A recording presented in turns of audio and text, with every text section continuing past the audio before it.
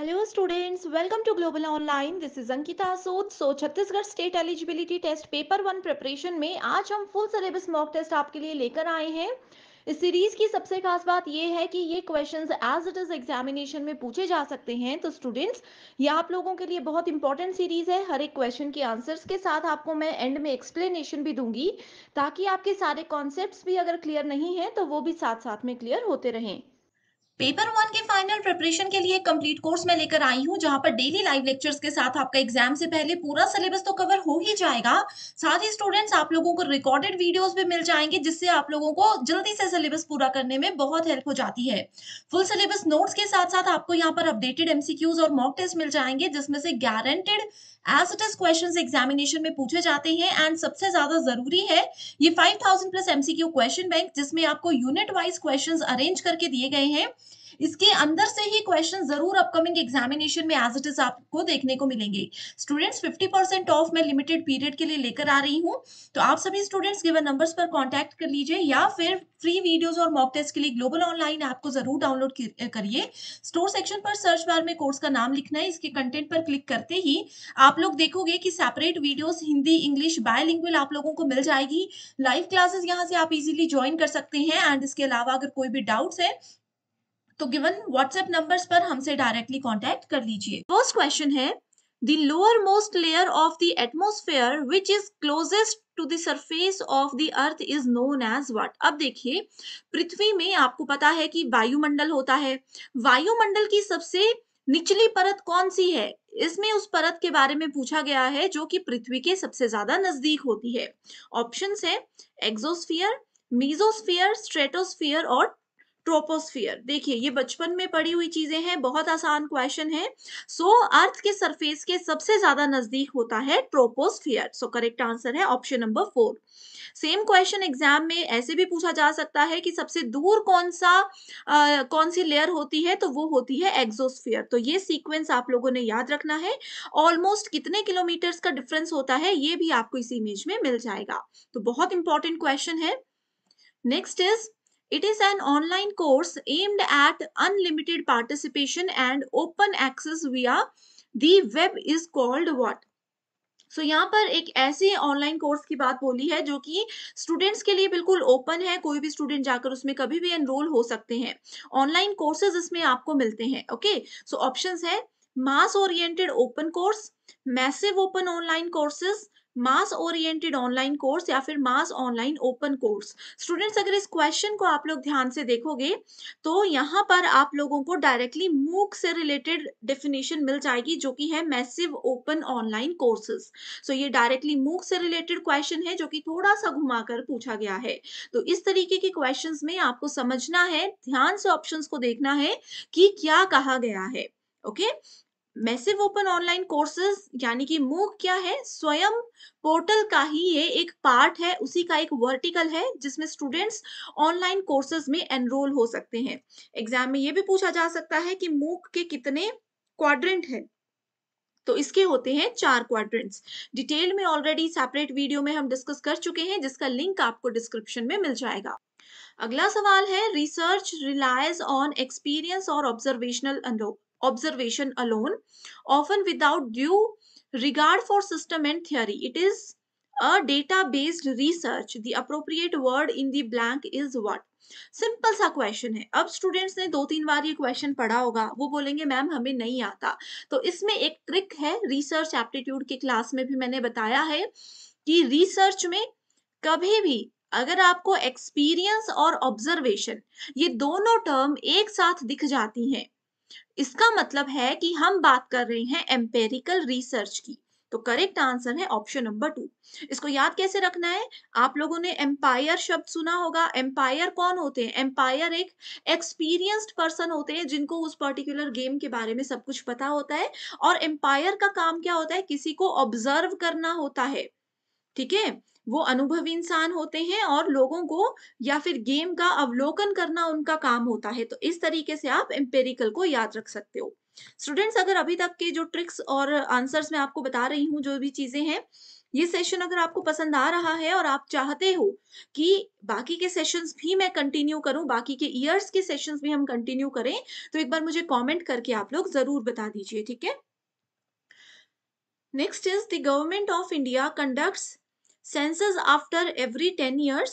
The method of research in this process is called what? अब देखो, सरकार हर 10 साल के बाद जो है एक सर्वे कंडक्ट करवाती है, ठीक है? जनगणना करवाती है। तो जनगणना जो 10 साल के बाद होती है, ये प्रक्रिया अगर हम रिसर्च का इसको लिंक कर दें रिसर्च के साथ, तो ये क्या होता है?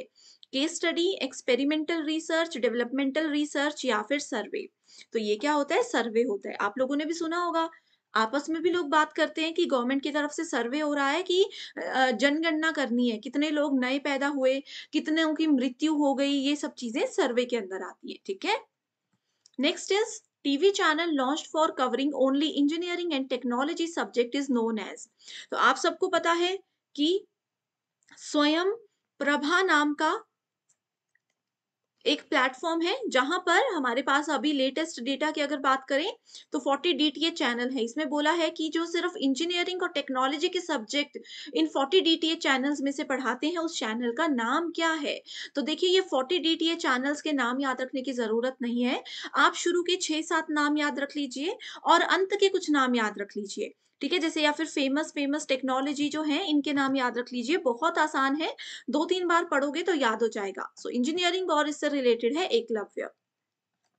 एक होमवर्क क्वेश्चन दे रही हूँ, बताइए किसान नाम का कोई चैनल स्वयं प्रभा के अंदर आता है या नहीं? अगर आता है, तो किसान नाम के चैनल में कौन-सा सब्जेक्ट पढ़ाया जाता है? ये क्वेश्चन एग्ज़ाम में ज़रूर आएगा, मैंने दे दिया आपको होमवर्क, जिसका आंसर कमेंट करके बताओगे। Why should a teacher not be punished severely? Why should a student not be punished severely? ठीक है, यानी कि एक स्टूडेंट को बार बार कड़ी सजा क्यों नहीं देनी चाहिए? ही में क्वारल विद द टीचर, यानी कि वो शिक्षक से झगड़ा कर सकते हैं। ही में leave the school and join another, कि वो दूसरा स्कूल ज्वाइन कर लेंगे। पेरेंट ऑफ द स्टूडेंट में क्वारल विद द टीचर, कि इसमें पेरेंट के जो जो छात्र के माता पिता हैं, वो टीचर से आके लड़ाई कर सकते हैं, इसलिए बच्चों को नहीं डांटना चाहिए। फोर्थ ऑप्शन है द स्टूडेंट में develop a negative attitude towards his studies, teacher and school. ठीक है, सो यहाँ पर देखिए करेक्ट आंसर आपको क्या लगता है कि जो स्टूडेंट है, उनको अगर बार-बार हम हर बात पे डाँटेंगे, गुस्सा करेंगे, चिल्लाएँगे, तो एक नेगेटिव एटीट्यूड उनका आएगा पढ़ाई से रिलेटेड, टीचर से रिलेटेड, स्कूल से रिलेटेड, तो वो स्कूल आना पसंद नहीं करेंगे एंड धीरे-धीरे ऐसे में देखा गया है कि स्टूडेंट्स का पढ़ाई पर से मन हटता चला जाता है। नेक्स्ट क्वेश्चन है, which of the following best explains teaching models? So teaching model क्या होता है? जिसमें कि टीचर ऐसे टेक्निक्स यूज करते हैं जिससे कि स्टूडेंट्स इजीली कॉन्सेप्ट्स को समझ सकें और आसानी से गेम्स के थ्रू या फिर स्टोरीज के थ्रू वो अच्छे से कॉन्सेप्ट्स को समझ सकें। तो ये लर्निंग मॉडल्स हैं, इंस्ट्रक्शनल मॉडल्स हैं, टीचर मॉडल्स हैं या फिर लर्नर इंटरसेक्शन है, इंटरेक्शंस हैं, सॉरी। ठीक है, सो इसमें क्या है? Instructional model. जो टीचिंग मॉडल होते हैं, ये हमें बताते हैं कि एज अ टीचर आपको स्टूडेंट्स को कैसे पढ़ाना चाहिए। अब क्लास में हर एक स्टूडेंट का मेंटल लेवल तो बराबर नहीं होता, तो ये हमें बताते हैं कि वीक स्टूडेंट्स को कैसे हैंडल करना चाहिए, जो स्लो लर्नर्स होते हैं उनको कैसे हैंडल करना चाहिए। तो इंस्ट्रक्शनल मॉडल्स होते हैं कि कैसे निर्देश कक्षा में दिए जाने चाहिए। अगला सवाल है, under the new education policy 2020 the 10+2 structure of school curricula is to be replaced by what? अभी देखिए, हमने कल ही नेशनल एजुकेशन पॉलिसी पढ़ा था, अगर वो वीडियो नहीं देखी है तो लिंक डिस्क्रिप्शन बॉक्स में मिल जाएगा आपको। इसमें बोला है कि पहले 10+2 स्ट्रक्चर होता था एजुकेशन में, स्कूल एजुकेशन में, अब उसको हटा करके क्या बना दिया गया है। इसमें अगर ये पार्ट नहीं पढ़ोगे तो भी चलेगा, ठीक है? तो बस इसको याद रख लीजिए, ये बना दिया गया है 5+3+3+4। ठीक है, पहले होता था 10th क्लास तक के बच्चे एक छोटे लेवल पर होते थे, फिर +1 +2 होती थी। अभी 3 साल से 8 साल के बच्चे, 5 साल, 8 से 11 3, 11 से 14 3 और 14 से 18 4। ये एज लिमिट के हिसाब से, एज के हिसाब से ग्रुप किया गया है। तो देखिए, आप यहाँ से भी आइडिया लगा सकते थे कि क्या करेक्ट आंसर होगा। Next is unsolicited Usually, commercial messages such as email, text messages, and internet postings sent to a large number of participants or posted in a large number of places are called what? अब देखिए बहुत सारे जैसे email हैं, मान लीजिए मेरे company में हम 200 लोग काम करते हैं, ठीक है? मेरा नाम अंकिता है, मैं सीनियर हूँ, मैंने इन अंडर मेरी टीम में जो 200 लोग हैं उनको मैसेजेस करने हैं, ठीक है? लार्ज नंबर ऑफ रेसिपिएंट्स यानी कि बहुत से लोगों को सेम मैसेज करना है, ओके? तो इसके लिए हम क्या यूज करेंगे? बैकबोन, न्यूज ग्रुप, स्पैम या यूज नेट। सो इसके लिए स्पैम यूज किया जाता है, ओके। और यहाँ पर देखो क्योंकि अनसॉलिड अनसॉलिसिटेड कहा है यानी कि अनचाहे मैसेजेस कहा है, ओके। सो वो स्पैम में जाते हैं, अदरवाइज नहीं जाते हैं। अगर ये नॉर्मल मैसेजेस होते तो स्पैम कभी भी आंसर सही नहीं होता। आप सभी स्टूडेंट्स को पेपर वन में हेल्प करने के लिए एक फ्री टेलीग्राम ग्रुप में लेकर आई हूँ। Ankita Sood paper one NET SET preparation नाम से आप इसको सर्च कर सकते हैं। एंड स्टूडेंट्स, इस ग्रुप की खास बात यह है कि आपको कोई भी गाइडेंस चाहिए, आप कोई भी सवाल मुझसे पूछना चाहते हो तो डायरेक्टली मुझसे यहाँ पर कांटेक्ट कर सकते हैं। साथ ही जो भी मेरी क्लासेस रहती है उनके पीडीएफ्स और लिंक्स आपको मिलते रहेंगे ताकि आपकी कोई भी क्लास मिस ना हो। एंड बहुत आसानी से आप सभी पेपर वन में एटलीस्ट 100 में से 80 प्लस स्कोर कर सकें। तो आपके प्रॉपर गाइडेंस के लिए ये चैनल बहुत इंपॉर्टेंट है, इसको ज़रूर आप सबको फ्री में जॉइन कर लेना है। Next is it is believed that out globe is warming, sorry यहाँ पर आर है, ठीक है। It is believe that our globe is warming progressively, this global warming will eventually result in, हमारी जो दुनिया है, हमारी जो पृथ्वी है, ये बहुत ज्यादा गर्म हो रही है, इसकी वजह ग्लोबल वार्मिंग है। ये क्या परिणामित होगी, ठीक है, अंततः यानी कि इवेंचुअली क्या रिजल्ट इसका आएगा? Increase in availability of usable land यानी कि उपयोगी भूमि बढ़ती जाएगी, ये तो बिल्कुल भी नहीं बढ़ेगी। ग्लोबल वार्मिंग की वजह से ये कुछ भी नहीं होगा, पॉजिटिव चीजें तो कुछ भी नहीं होगी, ठीक है। Fall in the sea level यानी कि सी लेवल है ये, ठीक है, यानी कि जो समुद्र के जल का स्तर है वो फॉल होता जाएगा, उसमें गिरावट आती जाएगी। फॉर्मिटी of climate at equator and poles यानी कि भूमध्य रेखा और ध्रुवों पर जलवायु की एक रूपता होगी, एक रूपता इनमें बिल्कुल भी नहीं होगी अगर ग्लोबल वार्मिंग बढ़ती है। मेल्टिंग ऑफ पोलर आइस यानी कि ध्रुवीय बर्फ जो है वो पिघलने लग जाएगी। अब देखिए आंसर आपको इजीली पता चल रहा है, ग्लोबल वार्मिंग यानी कि हमारी पृथ्वी गर्म हो रही है, तो पोलर आइसेस जो है वो मेल्ट होते चले जाएंगे। Next is the word cybernetics was first used by, ये आईसीटी का क्वेश्चन है, बहुत इंपॉर्टेंट नहीं है तो इग्नोर भी कर सकते हो। साइबरनेटिक्स नॉर्बर्ट विनर के द्वारा सबसे पहले ये वर्ड यूज किया गया था। नेक्स्ट क्वेश्चन है आपका रिसर्च एप्टीट्यूड से रिलेटेड, इसमें मैच द फॉलोइंग है, list one and list two. अब देखिए बाकी ऑप्शन पढ़े हो या नहीं पढ़े हो, ये वाला ऑप्शन हमने बहुत बार पढ़ा है रिसर्च एप्टीट्यूड के। मेरे अगर आपने वीडियोस देखे हैं तो जरूर आप लोगों को इस क्वेश्चन का आंसर आता होगा, ठीक है। सो देखिए क्या बोला गया है इसमें, आईबीआईडी क्या करता है, in the same place footnotes और ये सब चीजों से रिलेटेड अगर हम चीजें बार बार ऐड करते हैं तो आईबीआईडी उसमें यूज किया जाता है। सो आईबीआईडी को डायरेक्ट याद रखिए, in the same place. So fourth का थर्ड हम यहाँ पर देख सकते हैं, जिसकी वजह से ये ऑप्शन गलत हो जाएगा, ठीक है। इसके बाद अब फर्स्ट है सी एफ डॉट जो है वो होता है कंपेयर करने से, कि दो चीजों को अगर रिसर्च में हम कंपेयर कर रहे हैं तो सी एफ पूरा कंपैरिजन का स्टेटमेंट नहीं लिखना होता, डॉट सी एफ डॉट अगर लिखेंगे तो रिसर्चर समझ आते हैं कि यहाँ पर दो चीजों को कंपेयर किया जा रहा है, ओके। सो फर्स्ट का फोर्थ है जिसकी वजह से ये ऑप्शन भी गलत हो जाएगा। Then we have second ETAL dot, ठीक है, ETAL dot is related to and others, ठीक है। सो इस हिसाब से आप देख सकते हो यहाँ पर करेक्ट आंसर आ जाएगा ऑप्शन नंबर वन।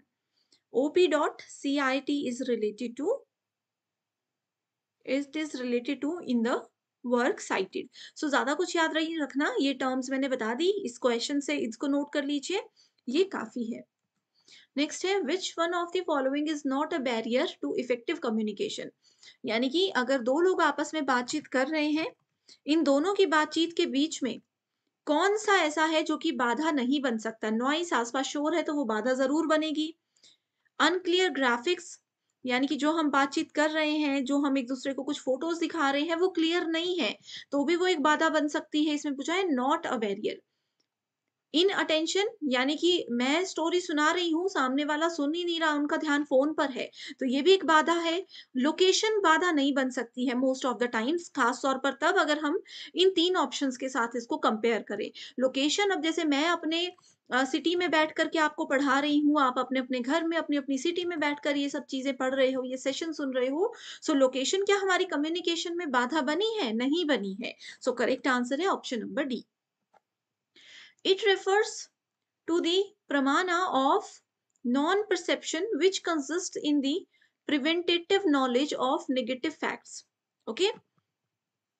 इसमें पूछा है प्रमाण ऑफ नॉन परसेप्शन, गैर धारणा के प्रमाण के बारे में बात की गई है। एक ऐसा प्रमाण का नाम पूछा गया है जिसकी कोई भी धारणा नहीं है, खास तौर पर जो कि नॉलेज ऑफ नेगेटिव फैक्ट से रिलेटेड, हमें जो कि नकारात्मक तथ्यों का निवारक हमें, या फिर नकारात्मक तथ्यों के बारे में हमें जो नॉलेज देता है, उस प्रमाण के बारे में बात की गई है। ऑप्शंस है उपमना, उपमान, उपमना कंपैरिजन होता है, शब्द, अर्थपत्ति यानी कि किसी का मीनिंग, अनुपलब्धि मतलब अनअवेलेबल। करेक्ट आंसर है अनअवेलेबल, अनुपलब्धि। फुल फॉर्म ऑफ SNTP, याद रखिएगा, SMTP अलग चीज होती है, ये ICT में है, और SNTP इस क्वेश्चन में पूछा गया है। ठीक है, सो SNTP की फुल फॉर्म होती है सिंपल नेटवर्क टाइम प्रोटोकॉल। इसमें डिटेल में नहीं जाना, बस फुल फॉर्म याद रख लीजिए। स्टूडेंट्स अभी देखिए ICT की सीरीज भी आपके लिए ग्लोबल ऑनलाइन ऐप पर है, जहां पर ऐसी सारी फुल फॉर्म्स हमने ऑलरेडी डिस्कस की हुई है, तो उस वीडियो को जरूर देख लीजिए। जनरल एब्रीवेशंस ऑफ ICT करके फर्स्ट और सेकंड लेक्चर आपको ग्लोबल ऑनलाइन ऐप में मिल जाएगा। दूसरी स्टेटमेंट जो मैं बोलती वो है SMTP। एस SMTP, ठीक है। SMTP का मतलब होता है simple mail transfer protocol. Email सब लोग करते हैं, ईमेल जब एक जगह से दूसरी जगह को जाती है तो इंटरनली उसमें एक प्रोटोकॉल, एक रूल फॉलो किया जाता है जिसका नाम है सिंपल मेल ट्रांसफर प्रोटोकॉल। अगला सवाल है, if the proposition vegetarians are not meat eaters is false, vegetarians are not meat eaters is false, and which of the following inference is correct? So ये क्वेश्चन है आपका logical reasoning से related, जिसमें कि हमने ऑलरेडी AEIO वाला concept पढ़ा है। फिर बता रही हूँ, डिस्क्रिप्शन बॉक्स में लिंक है एक प्लेलिस्ट का, उस लिंक के अंदर सारे वीडियोस हैं, आप जरूर सर्च कर लीजिए, या फिर ग्लोबल ऑनलाइन ऐप में आपको सब कुछ मिल जाएगा। ए का मतलब होता है ऑल, ई का मतलब होता है नो, आई का मतलब होता है सम, और ओ का मतलब होता है सम नॉट। ठीक है, अब देखिए यहाँ पर इस क्वेश्चन में बोला गया है कि अगर vegetarians are not meat eaters, not यानी कि ये वाली स्टेटमेंट है, इसमें बोला है कि अगर ये स्टेटमेंट फॉल्स होगी तो ट्रू स्टेटमेंट कौन सी होगी। ठीक है, some vegetarians are meat eaters is true, some vegetarians are meat eaters is true. अब देखिए क्या होता है AEIO के कॉन्सेप्ट में, अगर ई फॉल्स है तो आई ट्रू होगा। यहां पर ये बोला था ई फॉल्स है तो आई ट्रू होगा, यानी कि इसमें बोला है सम वाली स्टेटमेंट ट्रू होगी, तो some vegetarians are meat eaters, ये बिल्कुल सही है। ठीक है, दूसरा है all vegetarians are meat eaters is doubtful. याद रखिएगा, AEIO के कॉन्सेप्ट में क्या होता है, डिटेल्ड वीडियो है, मैं फटाफट बता रही हूँ सिर्फ यहाँ पर।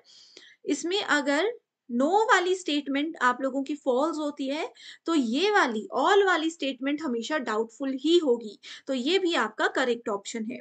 तीसरी स्टेटमेंट है some vegetarians are not meat eaters, some vegetarians are not meat eaters is true, ये फॉल्स है, ऊपर से नीचे की तरफ को जब आते हैं तो स्टेटमेंट होती है ट्रू, तो ये ऑप्शन भी बिल्कुल सही है। Some vegetarians are not meat eaters is doubtful, ये वाला ऑप्शन गलत है। सो ऑप्शन 1 2 3 जो है सही है। बहुत से बच्चों को कंफ्यूजन हुआ होगा अभी AEIO में, क्योंकि मैंने बहुत जल्दी ये पढ़ाया है। ठीक है, डिटेल्ड वीडियो अवेलेबल है, लिंक मिल जाएगा डिस्क्रिप्शन में। इसको बोला जाता है लॉजिकल रीजनिंग में क्लासिकल स्क्वायर ऑफ ऑपोजिशन। ठीक है, ये जरूर पढ़ना है। आईसीटी का क्वेश्चन है, cache memory is faster than random access memory. ठीक है, cache memory random access memory से फास्ट होती है, ये बिल्कुल सही है। ठीक है, ये बहुत ज्यादा फास्ट मेमोरी होती है। सेकंड स्टेटमेंट बोलती है random access memory is closer to processor than cache memory, तो ये बिल्कुल गलत है। ठीक है, ये इसके क्लोजर बिल्कुल भी नहीं होता। सो इस अकॉर्डिंग करेक्ट आंसर है option number 3, that is statement 1 is correct and statement 2 is incorrect.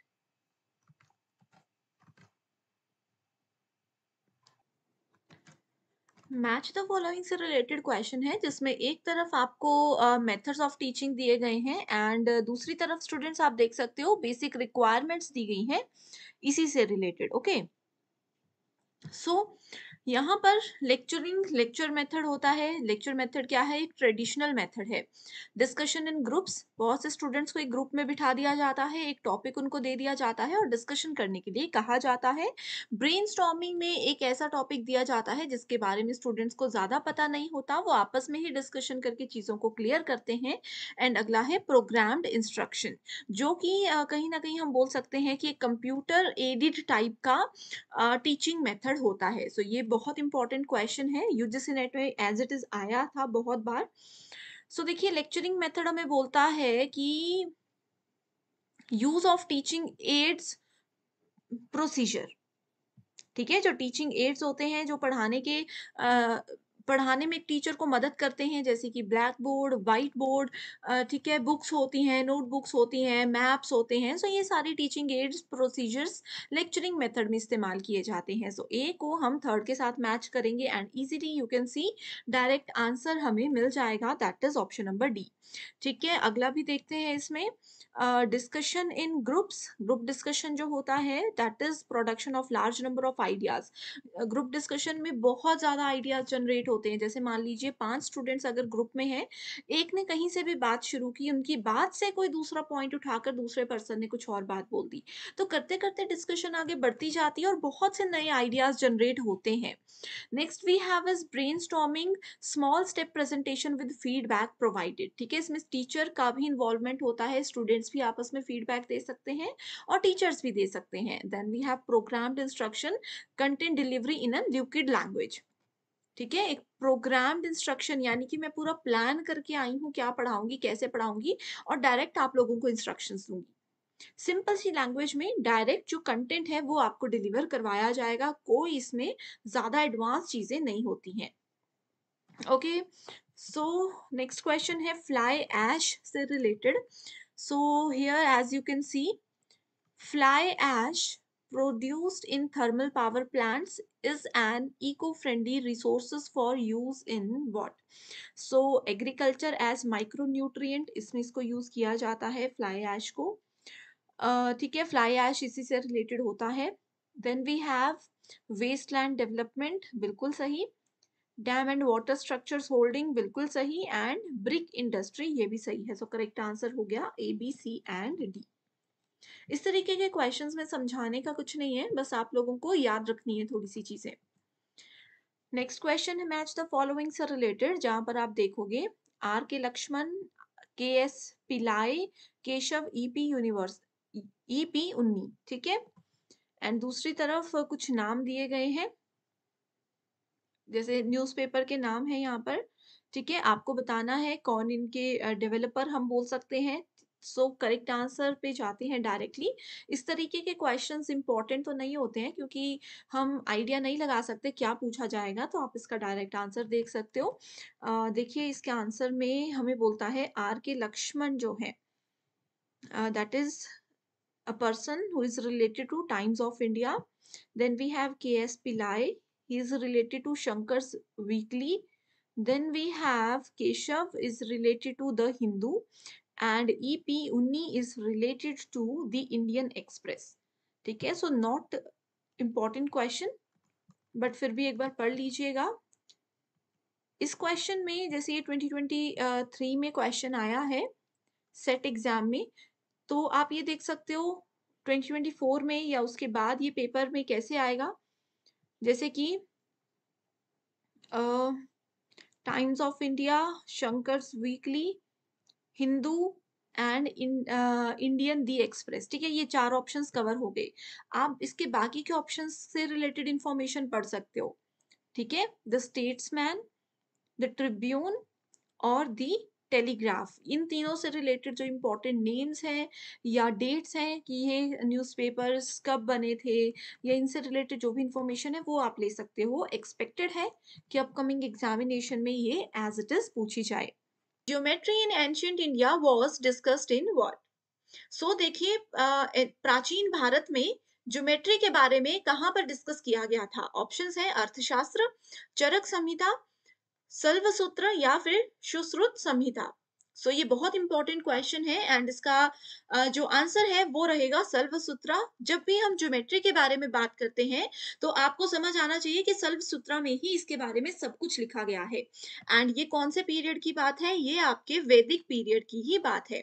Okay, इसके अलावा अर्थशास्त्र के बारे में जब भी हम बात करते हैं तो आपके दिमाग में क्या आना चाहिए कि कौटिल्य जो है वो ऑथर थे अर्थशास्त्र के। तो अर्थशास्त्र से कभी भी क्वेश्चन आता है तो सिर्फ यही आता है।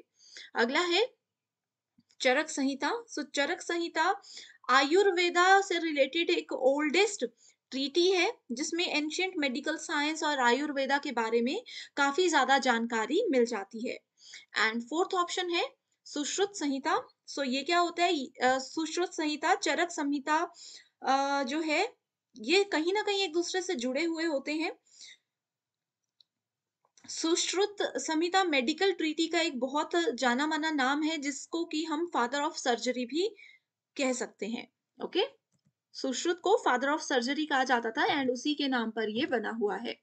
अगला क्वेश्चन है there are major types of hetvabhasa, the correct number in the blanks is what? So देखिए, इसमें कहा है कि हेत्वाभ्यास के कितने टाइप्स होते हैं, सिर्फ इतना सा सवाल ये पूछा गया है। सो हेत्वाभ्यास के टोटल होते हैं 5 प्रकार। एग्जाम में इन 5 प्रकार के नाम भी जरूर पूछे जा सकते हैं, तो नोट जरूर कर लीजिएगा। ठीक है, सो सबसे पहला हेत्वाभ्यास होता है असिद्ध। असिद्ध, ठीक है, हिंदी इंग्लिश सेम रहेगा। असिद्ध, अनप्रूव्ड, जिस चीज को सिद्ध ना किया गया हो, प्रूव ना किया गया हो। दूसरा होता है सव्य विकारा।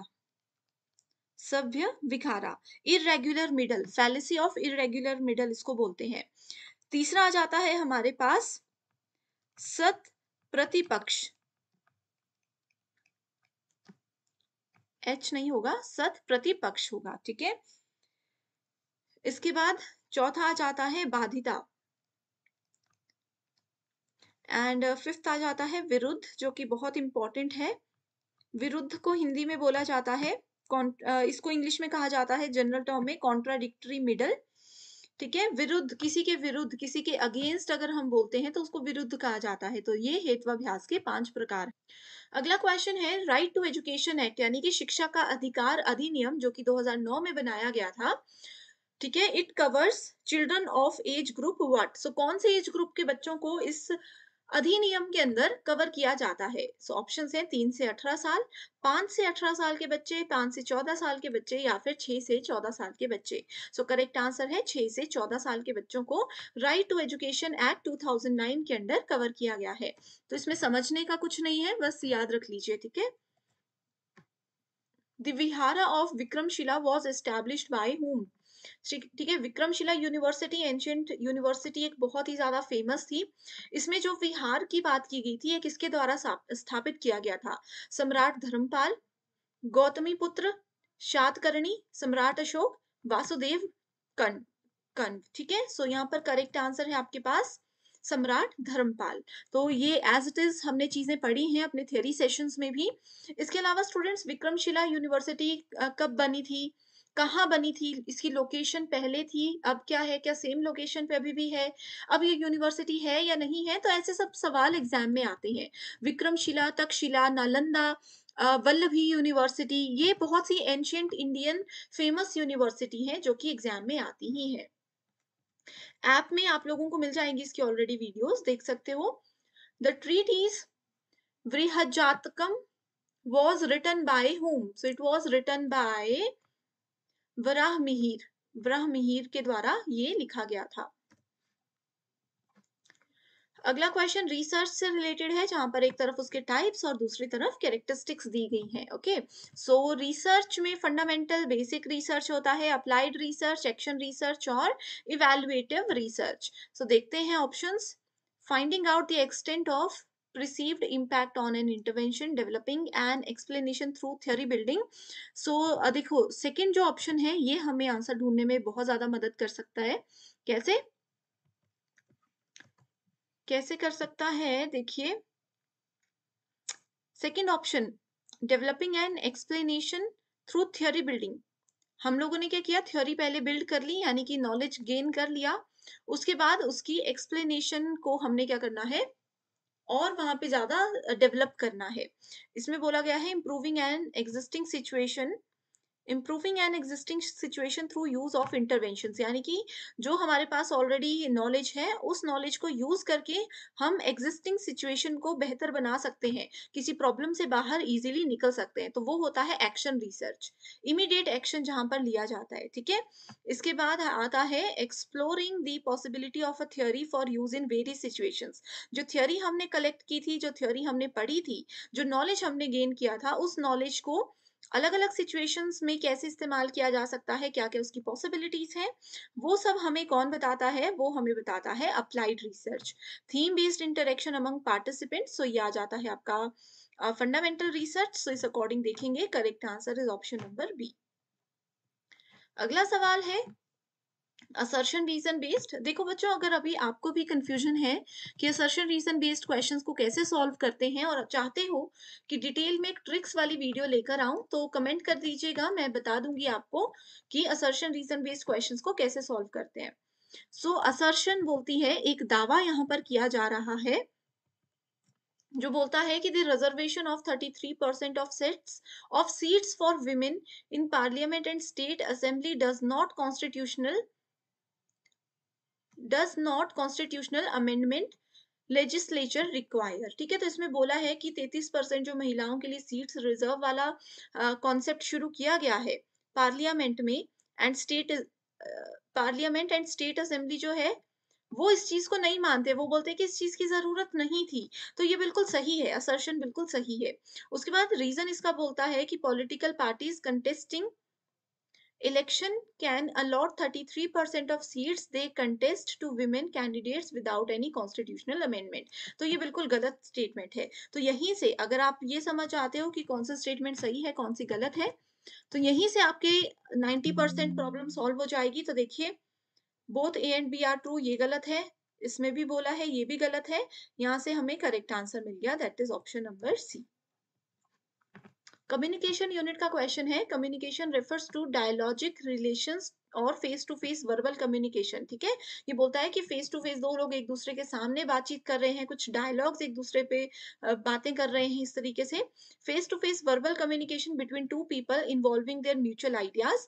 दो लोग आपस में बात कर रहे हैं अपने किसी म्यूचुअल आइडिया को लेकर के, अपने विचारों को लेकर के, अपने बिहेवियर को लेकर के, लाइक्स डिसलाइक्स को लेकर के। ठीक है, and answer concerning life and living in general. तो ये सब चीजों को लेकर के दो लोग फेस टू फेस आपस में बातें कर रहे हैं और अच्छे से बातचीत कर रहे हैं। The inappropriate work in the appropriate work in the blank is called. So ये इंट्रापर्सनल है, इंट्रापर्सनल नहीं है, इंट्रापर्सनल होता है अपने आप से, अंतर व्यक्ति। ठीक है, यानी कि अपने आप से जैसे मन में कुछ सोच रहे हैं या बड़बड़ाते हैं, तो वो इंट्रापर्सनल होती है। ग्रुप में तो बहुत सारे लोग हो गए, मास में भी बहुत सारे लोग हो गए, जहां पर बोलता एक बंदा है, बोलता एक पर्सन है और उसको सुनते बहुत सारे, जैसे भाषण होता है, रेडियो होता है। ग्रुप में कुछ लोग होते हैं जो कि सबको बोलने का बराबर अधिकार होता है। सो करेक्ट आंसर क्या आ गया, dyadic. Okay, next is a mangrove is a shrub or small tree that grows in coastal saline or brackish water। Decibel is a unit for decibel term सबने सुनी है, ये क्या चीज मेजर करने के लिए इस्तेमाल की जाती है। सो ये होती है इंटेंसिटी ऑफ साउंड, ध्वनि की तीव्रता को मापने के लिए डेसिबल का इस्तेमाल किया जाता है। अगला है pupils और students differ greatly in their susceptibility to anger due to heredity, health status, environment, and the way they are dealt with by the adults. As a teacher, how will you try to direct attention of the students toward something else? अब देखिए कई बच्चों में ऐसा होता है ना, किसी की हेरिडिटी है, किसी का ये खानदानी है कि क्रोध बहुत जल्दी आता है, बहुत इमोशनल है, उनका हेल्थ स्टेटस कि कोई बच्चा बीमार ही रहता है। तो ऐसे में एज अ टीचर आपको क्या करना चाहिए कि उस बच्चे का ध्यान किसी और चीज पर आप आकर्षित करके उनको इन चीजों से थोड़ा सा ध्यान उनका दूर हटाने की कोशिश कर सको। तो उसके लिए they must be taught how to express anger so as to avoid disapproval. ये गलत है। Anger should be used in socially acceptable channel. इसमें बोल रहे हैं कि एंगर, बच्चों को ये हमें सिखाना चाहिए कि गुस्सा सिर्फ वही करो जहां पर सोशली एक्सेप्टेबल आपका ये होना चाहिए, ठीक है। Grown up children should be taught a problem solving behavior in coping with situations that provoke anger. All of the above. So यहाँ पर करेक्ट आंसर होगा ऑप्शन नंबर 3। ठीक है, जो बढ़ते बच्चे हैं उनको बताना चाहिए, उनको ये सिखाना चाहिए कि कैसे आप अपने गुस्से को कंट्रोल कर सकते हो, कैसे सिचुएशन, गुस्से पे कंट्रोल अगर नहीं हो रहा तो सिचुएशन से कैसे बाहर निकलना है ये भी बताया जा सकता है। So correct answer option number D नहीं होगा, ऑप्शन नंबर सी होगा। Okay, next is Indian Institute of Science, Indian Association for the Cultivation of Science, Bhandarkar oriental research institution या institute central of Himalayan cultural study. ये थोड़े से टफ क्वेश्चंस की category में आ जाते हैं क्योंकि इसमें हम एक्सपेक्ट नहीं कर सकते कि क्या क्वेश्चन आएंगे। ठीक है, ये नाम है, आपको बस बताना है कौन सा इंस्टीट्यूट किस जगह पर है, तो इसको आप डायरेक्टली याद रख लीजिए। जो इस वीडियो का पार्ट 1 था वहां भी हमने कुछ ऐसा ही क्वेश्चन पढ़ा है ना। सो आप देख सकते हो कि किस प्रकार के क्वेश्चंस एग्जाम में आते हैं। अगला है a statistical measure based upon the entire population is called parameter while measure based upon a sample is known as statistic. ये रिसर्च एप्टीट्यूड में सैम्पलिंग से रिलेटेड क्वेश्चन है, सैम्पलिंग पैरामीटर से क्वेश्चन है ये। ठीक है, name the project which has connected all the police stations. ये आईसीटी का क्वेश्चन है, इसमें बोला है कि एक हमने ऐसा प्रोजेक्ट बनाया जिसमें हमने अपने एरिया के सारे पुलिस स्टेशंस को आपस में एक नेटवर्क के थ्रू कनेक्ट कर दिया। ठीक है, एंड धीरे धीरे कंट्री के सारे पुलिस स्टेशंस को कनेक्ट कर दिया एक ही नेटवर्क में with utmost secrecy from general people, and जो आम आदमी है उनसे इनकी जो भी बातचीत हो रही है वो सीक्रेट ही रहेगी। इस प्रोजेक्ट को क्या नाम दिया गया है? इसको नाम दिया गया है पॉलनेट। पॉलनेट का मतलब है पुलिस का नेटवर्क, पुलिस नेटवर्क, तो पॉलनेट उसको नाम दिया है। The man who knew infinity is a 2015 British biographical drama film based on the 1991 book of the same name by Robert Kengel.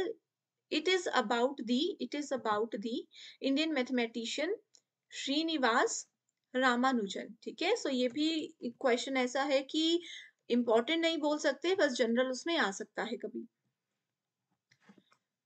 Next question is 1.2% of 5 litres. सो देखिए 5 litre का हमें 1.2% निकालना है, सो वो 60 होगा। ओके, अब देखिए यहाँ पर एक चीज ध्यान रखना, थोड़ा सा जो मैथ्स के क्वेश्चंस आएंगे वो मैं फटाफट से बताती हूँ आपको। एंड अगर इन्हीं मैथ्स के क्वेश्चंस पर बहुत डिटेल वीडियो चाहिए, ठीक है, कि डिटेल में सॉल्यूशन हम दें, तो वो आपको मिल जाएगा ग्लोबल ऑनलाइन ऐप में मैथमेटिक्स वाले सेक्शन में। ओके, सो इस क्वेश्चन में बोला है a बाय बी है 8/15, b बाय c है 5/8, then we have c by d 4/5, तो हमें ढूंढना है a बाय d। ठीक है, a बाय d हमें ढूंढना है, तो बहुत इजी है, a बाय d का करेक्ट आंसर है 4/15। इस तरीके से आप देख सकते हो। A man sold 2 items eight 5,000, एक आदमी ने 2 चीजें 5,000 में बेची। एक सॉरी 50,000 हो गया, 5,000 में एक पर्सन ने 2 चीजें बेची, आइटम ए भी 5,000 में, आइटम बी भी 5,000 में। एक में उसको 20% का फायदा हुआ और एक में उनको 20% का नुकसान हुआ। तो बताइए कि कितने परसेंट का नुकसान हुआ, कितने परसेंट का प्रॉफिट हुआ। ठीक है, मतलब ज्यादा क्या हुआ, प्रॉफिट हुआ ज्यादा या नुकसान हुआ ज्यादा। अब ऐसे क्वेश्चंस में देखिए क्या होता है, अगर सेम लॉस सेम प्रॉफिट बताया गया हो किसी सेम वैल्यू पर, तो आप उसको डायरेक्टली लिख सकते हो। आपने क्या करना है, 20 × 20 डिवाइडेड बाय 100, 4% इसका डायरेक्ट आप निकाल सकते हो। इसके लिए लॉन्ग मेथड भी है, जहां पर देखिए ये है फॉर्मूला जो कि आपको इस्तेमाल करना है, ठीक है। इसका स्क्रीनशॉट ले लीजिए और इसको आप पढ़ सकते हो, कुछ भी नहीं है। देखिए 5,000 पे 20% प्रॉफिट में बोला है, ये 20% लॉस अगर 5,000 का होगा तो ये वैल्यूज आ गई। कॉस्ट प्राइस निकाला है, सेलिंग प्राइस निकाला है दोनों आइटम्स का, ठीक है। ओवरऑल लॉस कितना हुआ वो निकाला है, तो 4% का हो गया। फॉलोइंग इनकम्प्लीट सीक्वेंस, ओके, सो यहाँ पर देखिए एक इनकम्प्लीट सीक्वेंस दिया है, ये 4, 16, 36 एंड 64। अगला नंबर जो क्वेश्चन मार्क बना होता है वो नंबर हमें ढूंढना है। सो नंबर होगा 100। कैसे, हमें क्या करना है, इनके बीच में जो भी वैल्यूज गिवन होती है इनके बीच में कॉमन रिलेशनशिप ढूंढना है। सो उसके लिए आप ये देख सकते हो, 4 को देखेंगे 2 का स्क्वायर, 16 इज 4 का स्क्वायर, 6 का स्क्वायर, 8 का स्क्वायर, 10 का स्क्वायर, 12 का स्क्वायर, इस तरीके से करते चलोगे तो वैल्यूज आपकी आती जाएंगी। तो 64 की अगली वैल्यू पूछी थी, that is 100। The simple interest on 6,000 for the period of 4th February 2022 से लेकर के 17th April 2022 तक 12.5 पर एनम का इंटरेस्ट था, ठीक है। तो इसमें हमें सिंपल इंटरेस्ट ढूंढना है, दैट इज 150 रुपीज। अगला सवाल है, एक टेबल आपके पास दिया गया है जिसमें कि क्लास 5th से लेकर के क्लास 10th तक के नंबर ऑफ बॉयज और गर्ल्स दिए हैं जो कि पास हो चुके हैं, ठीक है। अब सवाल है पहला, in which class is the difference between results of boys and girls are maximum, ठीक है। सो मैक्सिमम कैसे निकालना है, यहाँ पर देखिए डिफरेंस है 20, यहाँ पर है 10, यहाँ पर है आपके पास 20, हियर वी हैव 30, 10 का डिफरेंस है, यहाँ पर भी 10 का डिफरेंस है। तो मैक्सिमम किस में है, क्लास 8th में है। सो आप आंसर देख सकते हो क्लास 8। अगला सवाल है, in which class is the result of boys less than average result of girls. इसमें आपको क्या करना है, बॉयज का सारा जोड़ना है, गर्ल्स का सारा जोड़ना है, फिर देखना है कि किसका किस में ज्यादा वैल्यूज आ रही हैं, तो वो आंसर होगा आपका 7th क्लास में, ठीक है। अगला है, in which pair of classes are the results of girls and boys in inverse ratio.